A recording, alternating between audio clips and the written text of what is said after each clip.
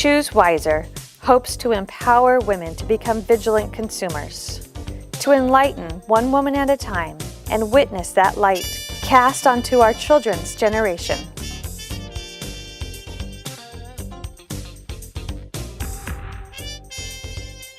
Things are constantly changing in the consumer marketplace, and sometimes because of pressure from consumers. Christy recently met with the national grassroots coordinator of the Campaign for Safe Cosmetics, Mia Davis, to talk about chemicals in personal care products. Most consumers think that when you walk into a drugstore or a department store and you purchase a cosmetic product, someone must have made sure that that product was safe. I mean, almost everybody probably thinks that. Right now, personal care products are virtually unregulated, so it's totally legal to use toxic chemicals in them. And because our chemical policy in this country and at the state level as well is so flawed, these companies are pretty much allowed to put almost any chemical in consumer products, including those we slather on our skin, put all over our eyes, put on our babies. The cosmetic industry is very powerful. It's a $60 billion industry, and they are, for a large part, working to make sure that they stay unregulated and that the myth of cosmetic safety stays strong. So it's just a very small amount of the chemicals that are in the products. Should I be worried? That's a really good question. And industry also often brings up this point. A lot of companies will say, oh, it's just a little bit of the lead in the lipstick. It's just a little bit of carcinogen in baby shampoo. A little bit is no excuse. There's cumulative exposure. The average American woman uses about 10 personal care products a day. Men use about 6. Even babies use several now. So we know that a little bit in each product, if a baby's exposed to 6 products a day, that adds up. I know little girls play dress up all the time with nail polish and lip glosses and lipsticks and lotions. That's right. Yeah, a lot of kids play dress up. And we also, there are concerns with theater makeup and Halloween makeup. So we're really seeing an inundation. There are chemicals in a lot of these different products that just shouldn't be there. Quite frankly, we know that these companies can do better. For example, in the European Union, they have something called the Cosmetics Directive that they passed a couple years ago. It bans 1,100 chemicals from use in cosmetics. In the United States, we only ban 10 ingredients from cosmetics. Now, the Cosmetics Directive isn't totally perfect. It's not really where we need to be, but it's a huge step in the right direction.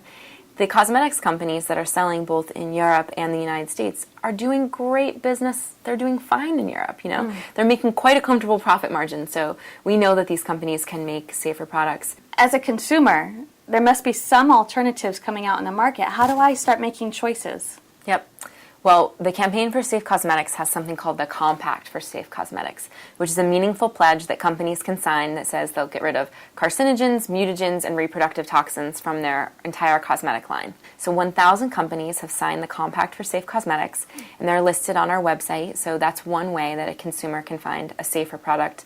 Another is this great tool called Skin Deep, which you can get to from our website as well. So a consumer can go in there and search by product type, or by ingredient. If you've heard of something called parabens before and you want to learn more about that, you can search paraben in this database and get a whole bunch of just fascinating information that's all really well sourced, so you can see where this information is coming from. And you'll get a hazard score from 0 to 10, telling you how hazardous this product or this ingredient used in cosmetics is. Say, for example, Christy was looking for a new shampoo. Say you had been using one that you kind of had questions about. You can go in, type in the brand name, and say, oh no, it's scoring an 8. I want to find a safer product. Then you can go to the category called hair care, pick shampoo, and there's thousands of different shampoos that are in the database. So you can go through all the 0s and 1s and 2s and find a company that they sell in your market that was made by a company that has signed the Compact for Safe Cosmetics. And then you can feel like you're really voting with your dollars, bringing a safer product into your home and a safer product to wash down the drain. So if someone is watching our video and they find the situation that we're in equally as ridiculous, what can they do today? What's something that they can do to support the campaign? That's a great question. They can go to our website, safecosmetics.org, and sign up to receive our action alerts. They're emails that I write. I try to make them very witty and entertaining.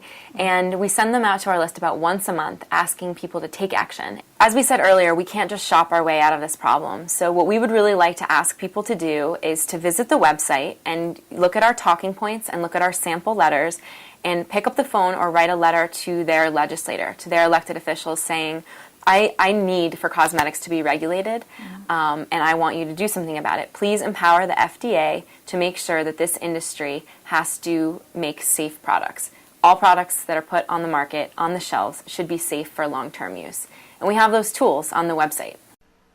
You can learn lots more at www.safecosmetics.org. My mom says, choose wisely.